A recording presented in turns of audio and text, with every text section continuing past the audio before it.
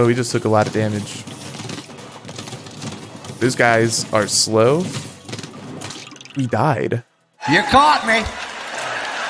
You caught the tater. Howdy gamers, Laughenstein here, and I've been playing a lot of Brotato. In Brotato, you will take control of these 32 potatoes, each with their own stats and modifiers which make them unique. These stats will influence which weapons your character excels at using and which items your character best synergizes with. For example, I used a little bomb potato, and all of my weapons were explosive related, and I would purchase items which improved my explosive damage. I would also purchase items where my HP regeneration would increase at the cost of my lifesteal. Basically, I would improve and sacrifice in consistent categories to make sure my offensive and defensive capabilities were accounted for.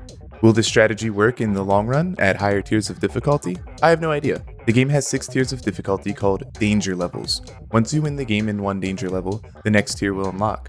With each increasing difficulty, there are different modifiers added to the run. Danger level 2 has been pretty challenging, and I've been stuck here for about 3 hours. I'm adjusting to the newly introduced mechanics and am making it further with each run, and it feels good. There are 20 waves of enemies. During a wave, you will move your character and they will automatically attack with both melee and ranged weapons. Spawning alongside enemies are trees, which can be destroyed for healing fruits. They can also be destroyed for crates, which both heal you and contain items. Items picked up can be recycled for more materials or added to your inventory. You must survive the entire time in order to progress to the next wave.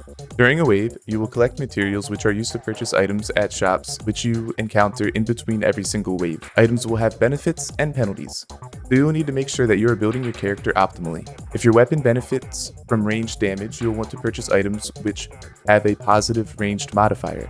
But keep an eye out for the stats you are decreasing because you will not want too many stats to suffer, especially wanting to avoid hindering the progress in stats you want to increase. Don't worry, this will make a lot more sense when you're playing the game. Would I recommend the game at the $4.99 price point? Absolutely. As someone with 108 hours on Vampire Survivors, I'm actually enjoying Brotato a lot more.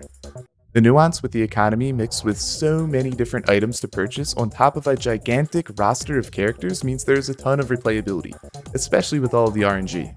At every moment of Brotato, I am engaged. I rarely find myself in safe spots where I can just sit still and win a wave. Maybe once. With Vampire Survivors, I would find myself in a 30-minute level, with not a lot of action happening between the 12 and 25-minute mark.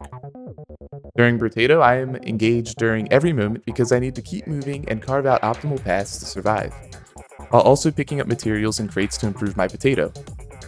As I am continuing to more difficult danger levels, I notice I have to make decisions about which enemies I will focus as they don't all swarm you and walk into your weapons.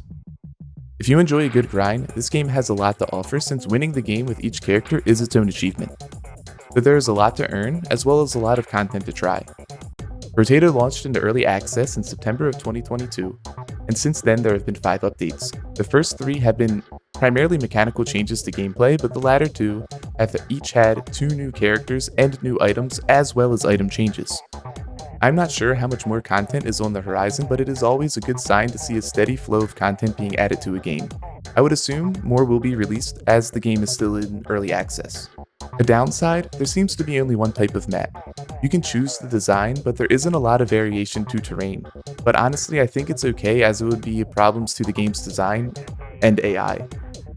However, if you are looking for a more diverse world with a lot of variation, there isn't much here for you.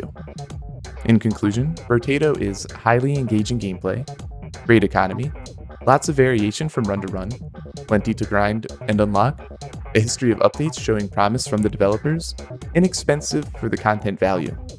The downs? No map variation outside of the aesthetics. If you had a chance to play the game, let me know what you think in the comments below. Drop a like and subscribe to the channel and be my tater tot. See you in the next one, gamers.